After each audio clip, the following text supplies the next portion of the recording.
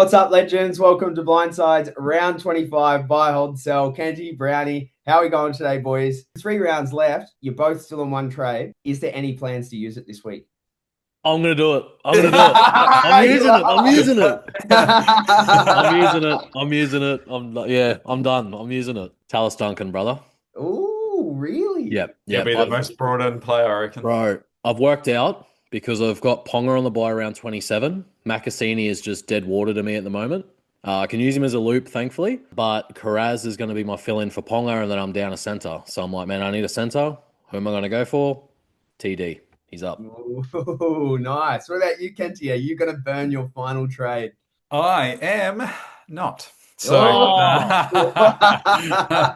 I happen to have Sasangi. So Sasangi's playing this week. He's going for 100 plus. You heard it here first. And then I'm going to either shift him or Walsh to Duncan next week. My plan was kind of always to try and hold off my last trade to round 26. Yeah, so it'd either be Duncan or whoever's going to be right, given injuries this week, restings next week, that sort of thing. So yeah, and I also feel like it gives me more options by holding, because say a key player gets rested, I might decide to go balls to the wall and trade that particular player, which could be worth more money than Sasangi or Walsh. Yeah, it gives me greater opportunity to go for a more expensive player. So yeah, that's kind of my idea at this point. But yeah, I want to hold. I've only got 2 NPRs, so Yeah. it makes the most sense for me just to hold, play who I've got. Nice. Well, now that I know what your guys' plans are, I'll just navigate that to hold my lead. No, the reality is for me, I'm nowhere near you. Yeah. I'm actually struggling to justify making a trade this week. So the only person I've got out is Reece Walsh. I've got 2 trades left. I could easily get rid of Tyron Wishart. I could easily get rid of I was even considering maybe a sell on Jacob Karaz, kind of go at a real anti-pod route and push into one of these Roosters players, like a Mark Nawangwe, Robert Toya, Billy Smith coming up against the Tigers, where, well, we just seen 82 points in one game since highest since 1935. We might as well see the highest ever against the Tigers. I don't know. I could move, but I'm not sure. And I got 2 trades and I want to. And to be honest, Mark Nawangwe is looking at me saying, mate, I'm buy of the week. And if he had sent a DPP, I'd be all over it. But like, I can't justify getting him in and playing him over Teddy Whaolongo Ponga.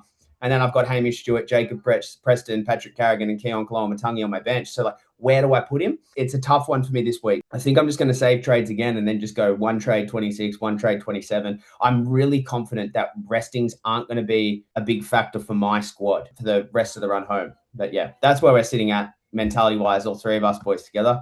Hopefully I can make it into the top 1,000 this week. That's the end goal. Yeah, that'd be awesome. 100%. But let's move into Kenty's market move strategy. So Kenty, Mr. One Trade Kenty, who's holding it again another week for now. What is your read on the fantasy landscape? Exactly what I've been talking about. Making really wise choices with your final trades. Probably quite similar to different things where you've got 5 plus. I'd be sending it, I'd be upgrading, I'd be trying to do things where I think there's going to be quite a few teams playing short this week, because there are heaps of teams now without any trades left.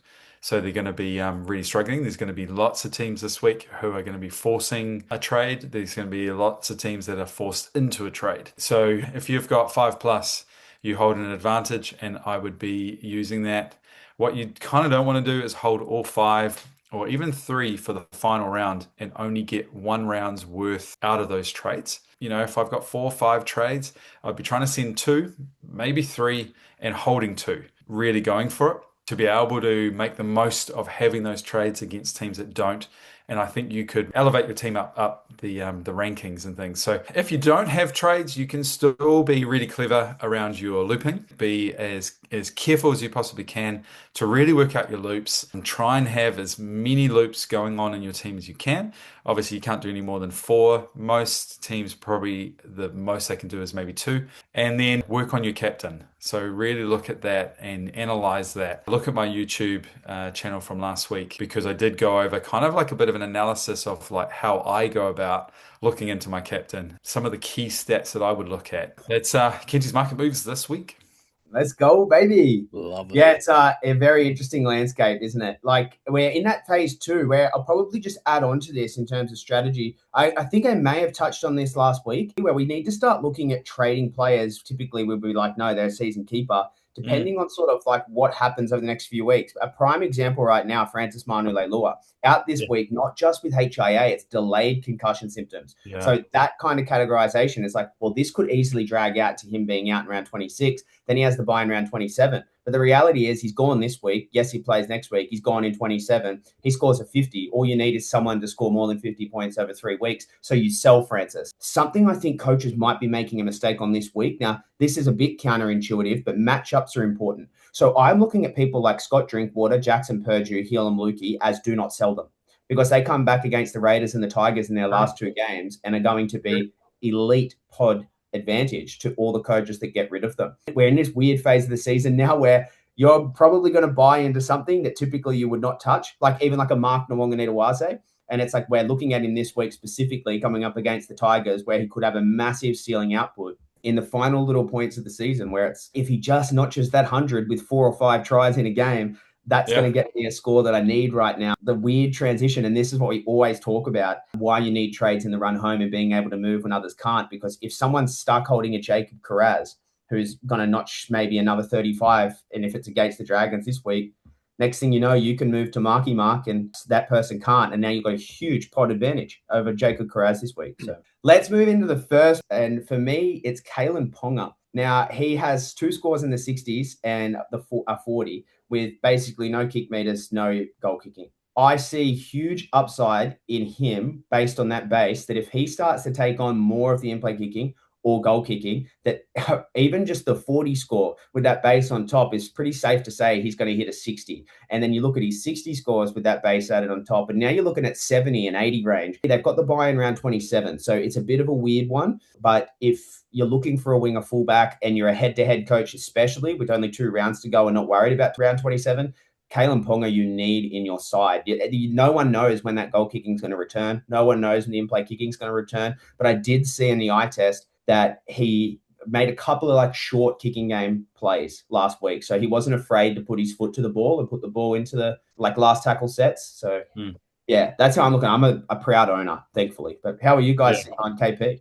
If I was head-to-head, absolutely get him. If I was overall, I'd be a little bit tentative. Just because of that round 27 bye, because we don't know what's going to happen in the meantime. Like, Teddy may not even play this week. He was named last week and he was laid out. It could be the same case this week. And I get with the Reece Walsh injury, it's a bit tricky at the moment. But overall, he's a buy. But I just err on the side of caution. Yeah, I'd agree. Even if you're overall and you're wanting to really boost, other coaches don't own him and they are holding off from buying him because of the buy, you can get a league up. But the risk that you are taking is that what if Ponga floors the next 2 games? That's really where you are taking the risk. However, like you've just explained, Jai, his floor is looking really good.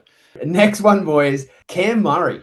Now, I have been very vocal about going, no, don't go near him. He's job sharing with Lockie Hubner. And that is the truth. But he has a 3-game average of 63.7, 5-game average of 58.8. I would be more confident now in saying that I think he's a better buy than Lindsay Smith. If we see Lindsay Smith stay in the role that he played last week. Like, I can't understate this enough. I said this on Longy's podcast with the buy, hold, and sells last night.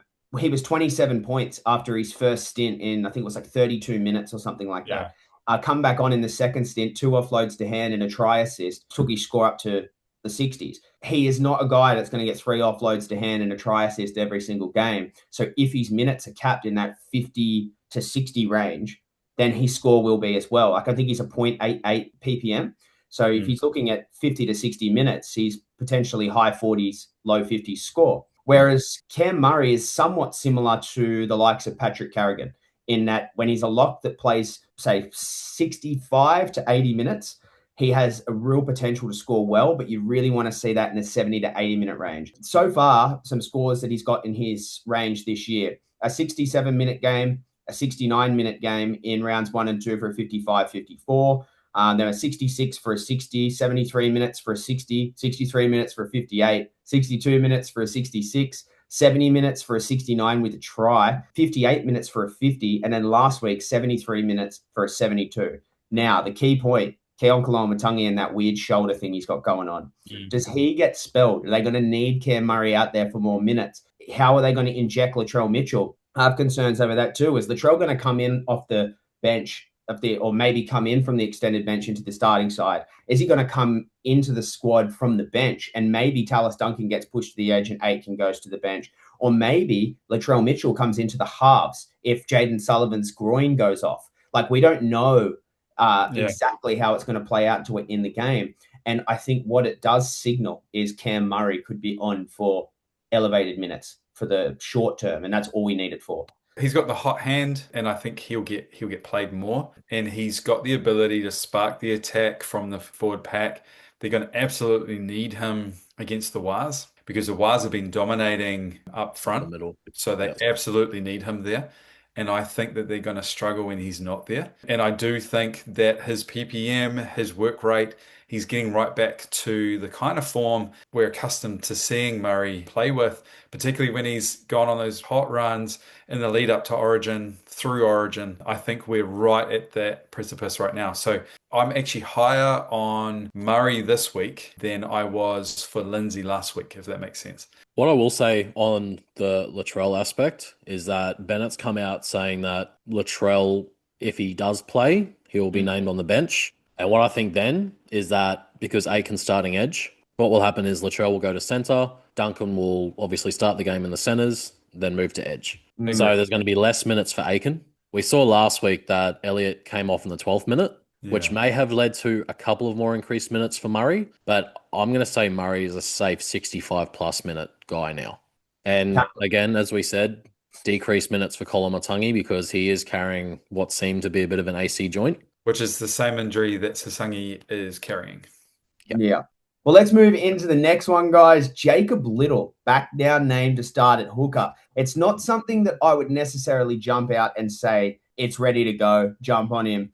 0.3% ownership, only 39 points last week in 58 minutes, where across his career in that range, he sits at a career average of 49.1. So he's severely undervalued based on his current price point. You're not buying him for the price point right now. What you're buying into is the hope that we see Jacob Little and the Dragons go on a tear, which I don't think they necessarily will. But I think if Jacob Little plays anywhere up beyond that 60-minute range, that's when you're going to see him hit solid 50s.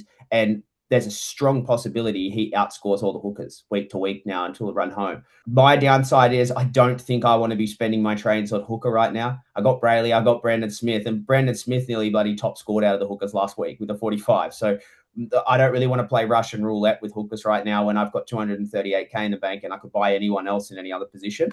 But I think it's something to consider. For me, Jacob Little, 2027 watch, and most likely the first person walking into my side for next year. But how do you guys look at Jacob Little now? Like, would there be a scenario where you took a punt on him, maybe like head-to-head? Yeah, I would say like if it's head-to-head or you're looking for a pod that's kind of got the ability to be able to score high kind of out of the blue, and particularly in a position that we don't have very good scorers. So, if you go for a pod in edge, then you're going to be trying to figure out which edge do you leave out, which edge do you play. Hooker is a wasteland. So the reality is that you can play him there. And then you could do a loop scenario, you could do a bunch of things, or you can just have him as a fifth, sixth man on your bench and that you're looping in and having a look at his score first, all those sorts of things. So I would consider it. He's a great price. It gives you a whole lot of opportunity. Exactly what you said. I don't think many coaches will go for it. So it is going to be a pod play that could be very, very successful. 0.3%. Very, very potty. Yeah. But I only love him when he plays 80 minutes. 58 minutes. Your love is conditional. It's a bit harsh. It is. It is for Dragons players anyway. But yeah, no. 80 minutes, I'd look at Little, but yeah, I have little hope for him at the moment. Nice. Well squeezed in there. Thank you. Boys, I'm going to walk into this next one. Buy of the week, and it's not even close in my opinion. Mark Nwanganitawase. Now, he is priced 484K. Now, I would never be saying this in any other circumstances. Coming up against the Tigers this week, have we not seen how woeful they have looked in recent weeks? Now, Mark Nwonganita-Waze's last score against the Tigers for a 78 with 2 tries. Cowboys in that monster game, 3 tries for an 80. The downside is when he doesn't score tries, it's nearly like he's 0. But I think there's huge upside in him scoring tries in this game. What do you guys think of Marky Mark? Like, I seriously I'm so close to considering using a trade on anybody to get him in. This is the week to get him. He's got the easiest matchup this week against the Tigers. If you don't buy him this week, you don't buy him at all. I've got Nwonganita-Waze as my pod of the week. I do quite like it. And if you're not able to bring him into your fantasy side, he's an absolute shout for any time try scorer. If not, going for like a double, a double or a triple. His season average is a 42. Last 3 is a 46, almost 47. And his previous score was a 41. So he's sitting in and around pretty much exactly where you'd want him. I could easily see him going 65 plus. If you are head to head, I wouldn't probably even blink. I would just throw the house on it, like all in, give it a shot, give it a go. Because it could be that type of a play that gets you into your grand final. Yeah, I do like it, and I do have him as a top pod. What I want to get at with this too, before we get your take on this, Brownie, this is a weird part of the season where we have to just go stuff it, man. I'm going to throw hell for leather at this weird play because it looks really good for 1 week. And it could be the difference between you outscoring a lot of coaches. If Marky Mark comes out and scores a hat trick and puts 85 on the board when he's 5.2% ownership, you outscore Karaz, you outscore Iro, you outscore Duncan, you outscore Teddy, you outscore all those guys, especially if Teddy gets rested. You don't want to hear from me then. All right, I do want to hear from you. Maybe you'll talk. I'm on more it's a great 1 round play, maybe not a great 3 round play. Because after the Tigers, he has the Dolphins and the Rabbitohs. And I know Roosters are flying at the moment, but his scoring is so volatile. Tell me about it. It's so volatile, bro. Like he went 41. Get out. Like he went 41 with no tries against Penrith last week. Cool. That's great. Against the Bulldogs the week before, he got a 19. Yeah. The week before that, he got an 80 against the Cowboys with 3 tries. 3 tries, yeah. Before that, he got 13 against the Knights. Like, it's like you want to pinpoint and you want to make damn sure that he gets you a good score this round, because if you get him in and he's in your side for 3 rounds, you want him an 80 plus this week to even warrant the trade. The other side of it is compare him to Tom Jenkins. Now, all of a sudden, you're getting a real good look at what he's capable of and who are hot right now, the Roosters. And they're coming up against the Tigers. In my opinion, Roosters smash Tigers, Rabbitohs, and Dolphins. Maybe not like smash them with 85 points, 90 points, and then 96 points and take the top 4 all-time scoring lists out. But to the degree of, I think Marky Mark's a chance of a try in every game. Is there a case for him maybe going into a ceiling this week and then sitting in 40s for the next 2 weeks where I could loop him instead? It's probably a bit bold to say he's buy of the week in terms of general fantasy, but he is for me in terms of the upside potential of 1 round. But that kind of moves me into the next one because we've got a few Roosters here. So let's just glaze them for a bit longer. James Tedesco. He is back, maybe, and playing the last game of the round. So I'm very hesitant on buying in. I own him, so I'm not saying don't buy. Just understand the risk. We've seen what happened when he did his ankle against the Cows. Played an absolute scorcher of a first half for 51 points, never played the last 40 minutes. Coming up against the Tigers is a recipe for a repeat of that, in my opinion. First of all, we don't even know if he will play. And if you buy him in, you can't sell him to anybody else except a Tigers player, or I guess any of the Roosters players as well. So you probably got a bit of movement. But then if you wait until the last game, the trade out has to be from the Roosters or the Tigers to get him. So it's really like if you have an Adam Dewey and you want to play for someone like a Teddy, that's probably your only play. Surely we're going to know the day before because of captain's run. Oh, you'd hope so. I highly, highly doubt that he gets through captains and then gets scratched with an hour and a half to go. I don't see that happening. Yeah. Even by then, though, you'd be waiting till like 4 o'clock Saturday afternoon. And it's like, why is he the last game? Yeah, 100%. And then he might get named to play, and you'll be so happy that he's named to play, and then he gets pulled off after 40 minutes and never returns. Like, that was heartbreaking. Yeah, it could happen. Yeah. That's why he's absolutely only a hold and a hold only. He's not a purchase. I don't think he's a sell. Well, next one, boys, is Billy Smith, and he looks to be the last of the Roosters on the list. We've kind of given a bit of a breakdown on what we're looking for here from these guys. It's the matchup. They're coming up against the Tigers. They're in hot form. Is the ball going to go the way of Billy Smith, or is the ball going to go the way of Marky Mark? I think Billy Smith's probably a little bit more injury prone. I'm not even concerned really about price point at this point of the season either. If you've got the cash to buy these guys and you have to spend up, I wouldn't be concerned about Billy Smith being at 611K. He's there for a reason because he's been on fire. He is just as capable of scoring a hat-trick as Marky Mark is. Yeah, I would consider it if I was willing to spend. Me and Kenty last week were so close to trading. Yeah. Like I messaged Kenty about 10 minutes before the game. I just arrived to work and I'm like, what do I do? What are we doing? What are we doing? What are we doing? And Kenty's like, nah, I'm out. I'm not rushing it. And I'm like, okay, I'm on the same ball as you. I'm not doing it. I'm not going to rush it. I'm just going to see how he goes and let's hope he scores a pretty flourish score. And thankfully, he did. A solid 31. But man, that was the first game in 7 games he hasn't scored a try. If you are going to go for Billy Smith, just remember he is going back to centre as of next week because Tupu's going to come back onto the wing. That's kind of upside, in my opinion. He's averaging over 50 on the wing this year, whereas at centre he's only averaging like 44. You can make the argument, like, man, he's definitely a good pod. And in a centre landscape where we don't have really many great options, you got like Herbie, you got Duncan. Karaz has been on an absolute downer as of late. So like an upside of Billy Smith and a hot Roosters side, it could work hand in hand. His defensive reliability is so strong at centre. So he's amazing. He's one of the best defensive centres in the game. Yeah. So like at centre, like his tackle rate on the wing versus his tackle rate on centre, which is obvious. Like he's increasing by like 15 tackles on average. So I would say, even though the tries are buffing his wing scores, you could nearly say you can the tackles. Yeah, you can write it off with the tackles when he moves back to centre. But what I do like the upside in, if I was more concerned about potential flaws and wanting to save them, I think Billy Smith's a better buy than Marky Mark in that regard, that he does have the ceiling potential, but he doesn't have the flaw of Marky Mark. So, but moving on to the next one, guys, Jacob Preston. Now, he's kind of an open shut case, but like I just feel like he needs to be in here. We haven't really talked on any edges.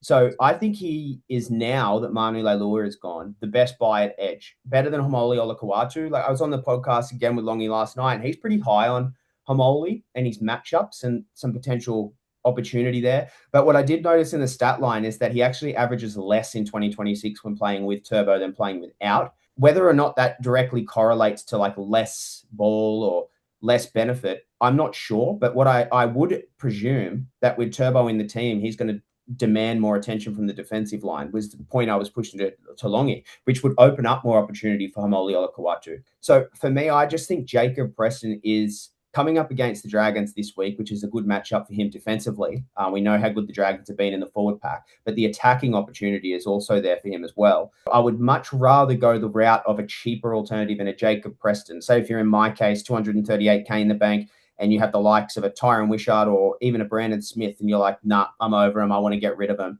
Use all your spare cash to go straight up to Jacob Preston, where you wouldn't be able to reach Homoli. Thanks for coming. Easy. I know. Love it. Do it. Last 3 round average is 65.3. That's without a try. The Dogs are wanting it. They're not putting it together offensively, but defensively, he is safe as houses. Priority number 1 if you need an edge. Absolutely.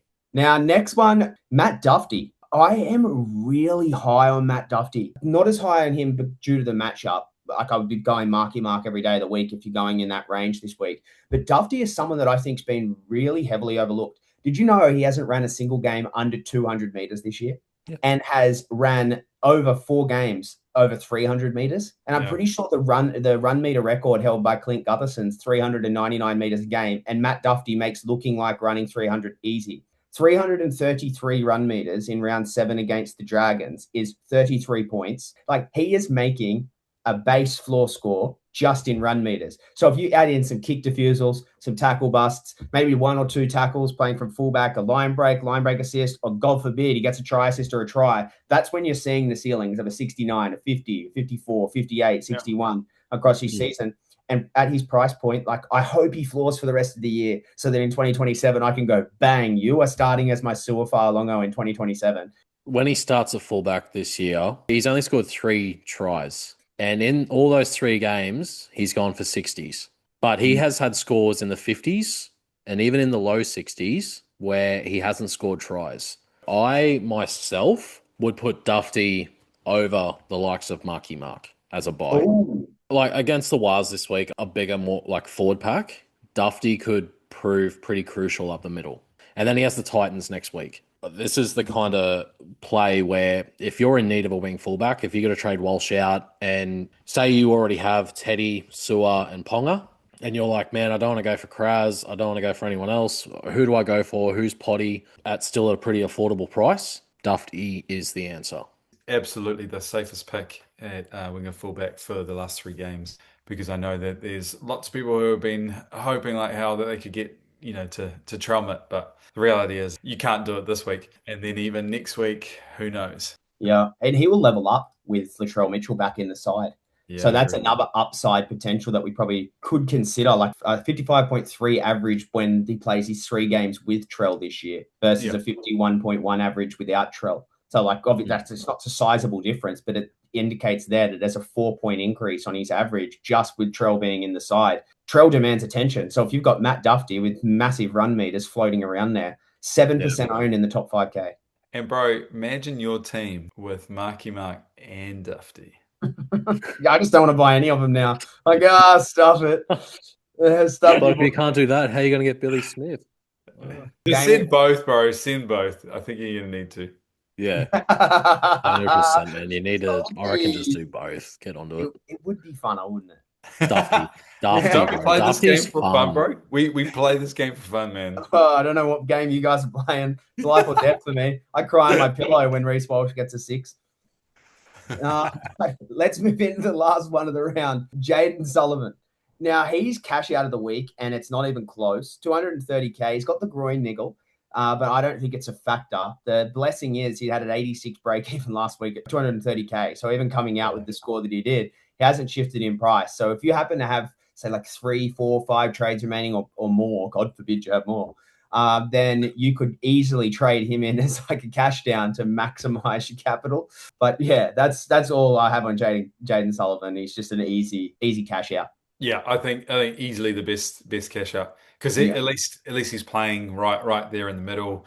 He could easily floor score at a 30, and yet you've got him for 230K. Yeah. Phenomenal. Easy. Let's move into hot topics. I've kind of got these in an order on the screen, but I'm going to change it up a little bit. I think the first we need to talk on is Tyron Wishart. What to do. He's coming off the bench. Easily justify him being a sell. Now that we've seen, like what we said last week, hold him, use him as a loop, and see until you got the information that you need. And now that we've seen that information, you can easily justify selling him. But then if anything happens to Harry Grant in this return game from his hamstring injury, and then now does Tyron Wishart walk back into the starting hooker role? What if something happens to Jerome Hughes again? What if something happens to Munster again? There's so many opportunities for Wishy to come back in, and halves are getting slaughtered. And we've got Nico Hines and Nathan Cleary that are on the rest risk radar. So, like, if you can get away with holding Tyron Wishart, I think it's a safe play. It's not something I would do for the rest of the season, but definitely just another week. If you're really tight in the halves and you're low on trades, just see what happens in round 26. Panthers going to rest all their players. Is Nico Hines going to get a rest, or whatever the scenario is? But how do you guys see that whole Wishy scenario? Oh, I'm holding, and I think it's a really smart play, especially now with Walsh going down with his hairline fracture in his jaw. And who knows, he could end up being scratched for the season. A lot of teams have been holding him.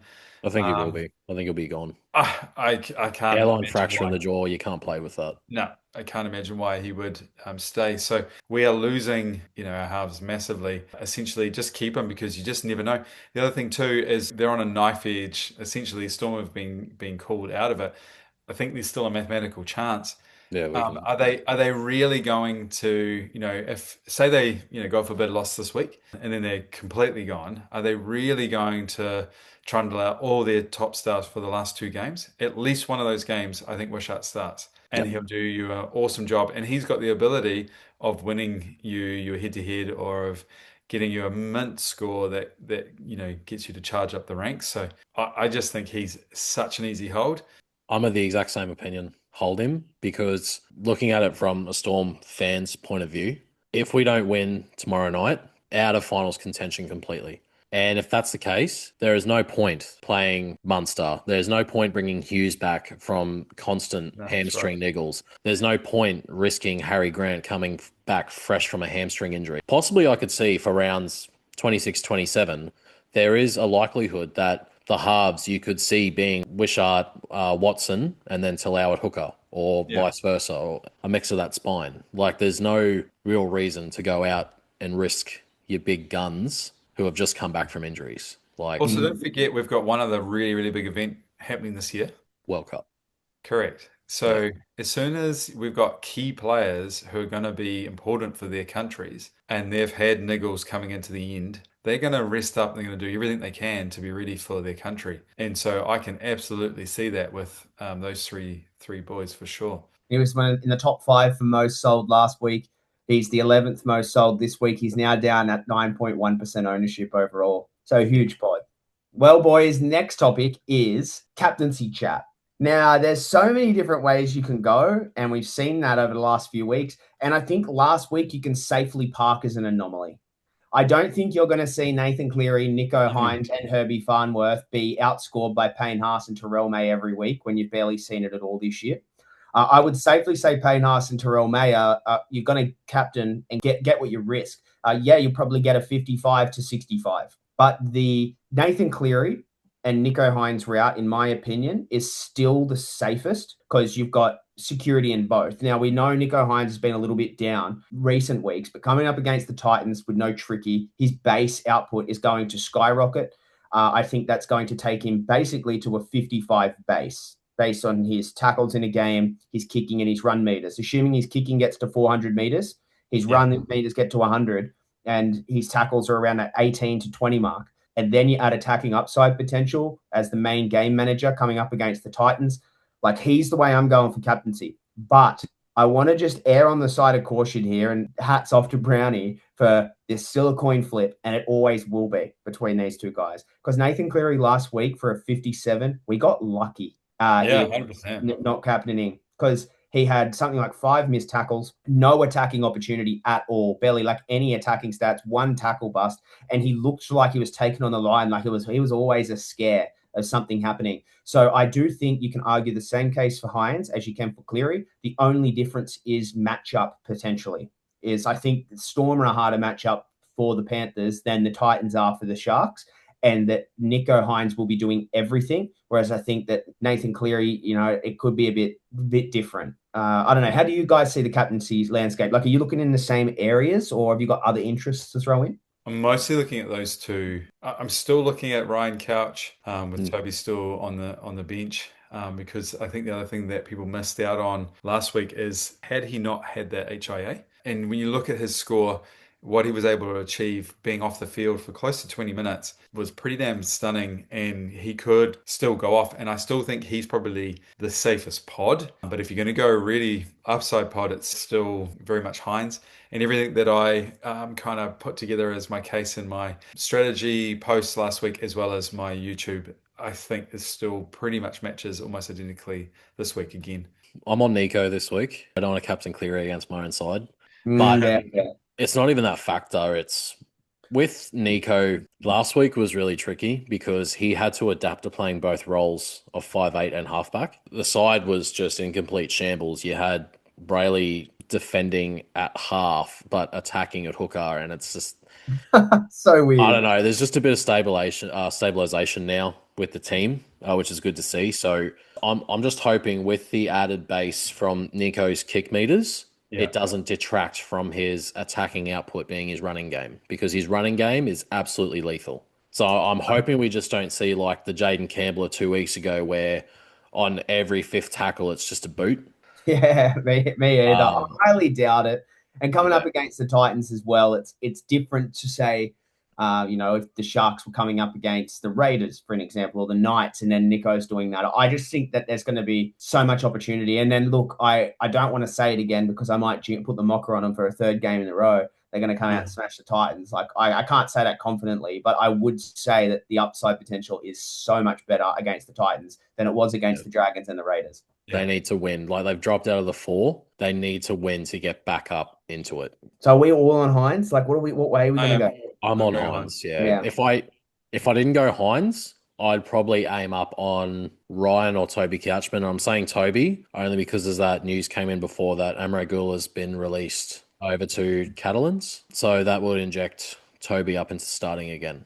Well, let's move into Brownies tipping, the last segment of the show where the guru gives us his takes for the week. The tips this week, I've uploaded a new little graphic as well, more updated around Brownies tipping. So hope everyone enjoys that. Game 1, Storm versus Panthers. I'm just going to tell everyone to follow their head on this one, but I'm following my heart. I'm going to go Storm. That's about time you followed your heart for one game of the season. Yeah, I'm hoping the boys get up against Penrith tomorrow night. Game 2, we got Friday night, Raiders Broncos. I'm going to go Raiders. I just think Papa's last home game. Oh, yeah. They are going to get it done. Sorry, Broncos, moving more towards the spoon. And game 3, Dolphins versus Eels, going Dolphins. I know Eels played pretty well last week, but the Finns at the moment, I think they want to hold pretty firm on the top 4. So I reckon Dolphins get it done. Moving into Saturday, Knights versus Seagulls. I'm going to go Knights. This game was the most 50-50 for me because Seagulls with Turbo and Burbo back brings some stability to that lineup again. But I am still just going to go Knights. They're top 8. They're in form. They're doing well. Fogarty playing through a broken hand. No Joey Walsh. It's going to be a bit weird. And then a fullback playing at 5'8". Fair. Yeah, and then a fullback that has no hamstrings. Yes. he runs with 6 legs. There's that too, yes. So Fosball is very much dead for 2026. Yeah. You say glass ball? Glass ball. Glass jaw, glass hamstrings, glass hands. Got it all. Everything. Yeah. Then next up, we got Rabbitohs versus Waz. Another tough one, but I'm just going to go the Waz. Yeah. Oh, yeah. Actually, Waz lost Metcalf. I know they lost Metcalf. They're waiting another week for Tamari Martin. He's probably going to be back next week, they're hoping. Hansen into the side, Chanel Harris-Tavita. He could do a job for them. I still think Waz get it done. The way they're playing up the middle lately, just unmatched. So definitely Waz on that one. Dragons, Doggies. I'm going to go Bulldogs simply for the fact that they are fighting for their season. This is the week. They need to get it done. So I'm just going to give it to them. Titans, Sharks. I was going to say pretty easily, but look, You said that 2 weeks in a row and jinxed us. Yeah, I did. Sharks in a... No, I'm not going to say tight one either. I'm just going to say Sharks. Okay, nice. Thanks, bro. Sharks. And then last one, Roosters versus Tigers. Roosters in an absolute landslide. I'm going to say 30 plus. Interesting. That means Tigers are going to win based off previous fortune. Tigers win and you put a bet on them. Well done, because they're paying like over $9 at the moment. So it's worth it. Oh, whoops! Accidentally put 10 grand on them. Whoops. Oh, whoopsie. No more home loan, honey. More like you have no more home, honey. That's what she'll say to me. She'll like, catch you later. Put 10 grand. Well, there'll be a home. It's called the doghouse. Yeah. Out in the backyard. That's where you'll be going. The kennel. Let's pull back on the choker chain for that one, shall we? Yeah. give him a bark collar. Need to get you a shot collar. Every time you lead into one of these, just quick. Yeah. 99 times out of 100 times, I'll get a zap. You have to increase the intensity because I'll get used to it too quick. Bro, it'll get to the point where we don't even listen to it. We can just see it on his face and just... You just see it's coming, you're like... Yeah. Well, that's it, boys. Follow Kenty's Market Move, Brownies Breakdown, and Blindside NRL across socials. Check out all our footy casual articles. Like, you guys have been going hell for leather on those too. So well done. I know Longy's loving that, how much effort you guys are putting into the content over there. So that's awesome. So everyone check that out. Come and join us on Sideline FM for live fantasy commentary. That's been pretty fun. I've been getting right back into that in the last couple of weeks. Come and check us out. Place to be for fantasy. Before we leave, up Cronulla. Chill, baby. Up the Waz. Up the Storm. I hope we all get a win this week. That's it, boys. Yeah.